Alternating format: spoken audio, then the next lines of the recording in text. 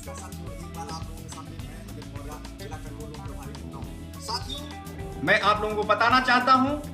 कि जिस समय हमारे जननायक राहुल जी, कांग्रेस पार्टी के जो राष्ट्रीय अध्यक्ष खड़गे जी हैं, उनके नेतृत्व में जिस तरीके वोटर अधिकार यात्रा माननीय राहुल जी बिहार में कर रहे थे, साथियों आप लोगों को बताना चाहता हूं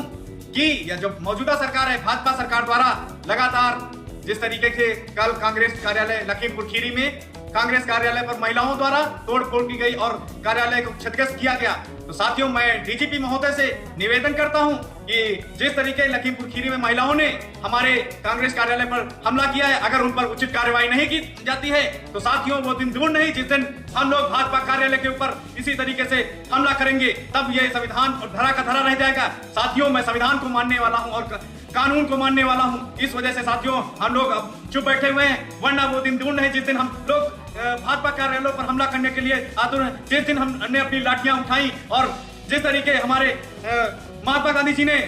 आंदोलन लाठियां उठा के आंदोलन किया था, उसी तरीके हम लोग भी लाठियां उठाकर इस देश से मौजूदा सरकार और भाजपा और एनडीए और मोदी जी को इस देश से खदेड़ने का काम करेंगे। जिस तरीके से कल हमारे उन्नाव जनपद में सदर विधायक पंकज गुप्ता ने हमारे कार्यालय पर जाकर लगातार वहां पर गलत तरीके से नारेबाजी और हमारे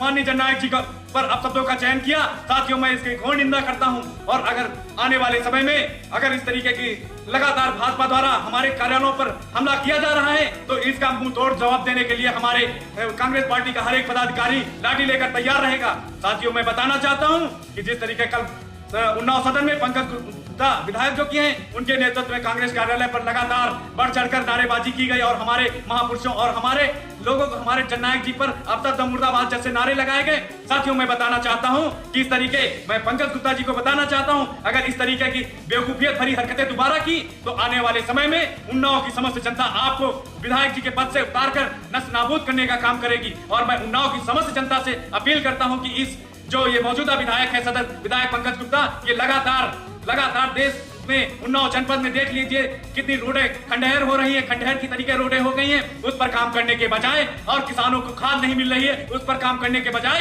ये लगातार हमारे महापुरुषों और जननायक जी पर आवाज उठा रहा और हमारे कार्यालय पर जाकर नारेबाजी गलत तरीके से कर रहा है। साथियों मैं ज्यादा बड़ी बात नहीं कहता हूं, अगर आने वाले समय में जिस तरीके हमारे देश की जनता और माननीय हमारे जननायक राहुल जी को बिहार में वोटर जन अधिकार यात्रा के तहत समर्थन मिल रहा है, आने वाले 27 के चुनाव में हम इस तरीके साथियों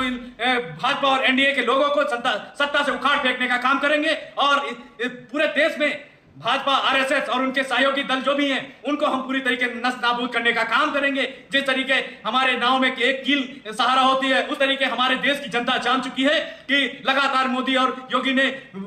वोट चोरी करके अपनी सरकार बनाई है और जिस तरीके देश में चोरी की सरकार बनाकर आज प्रधानमंत्री जी गुलछर्रे उड़ा रहे हैं, सऊदी अरब जाने पे 15-15 लाख रुपए 15-15 करोड़ रुपए खर्चा करते हैं। साथियों एक होटल में 10-10 करोड़ रुपए खर्चा कर रहे हैं, आखिर ये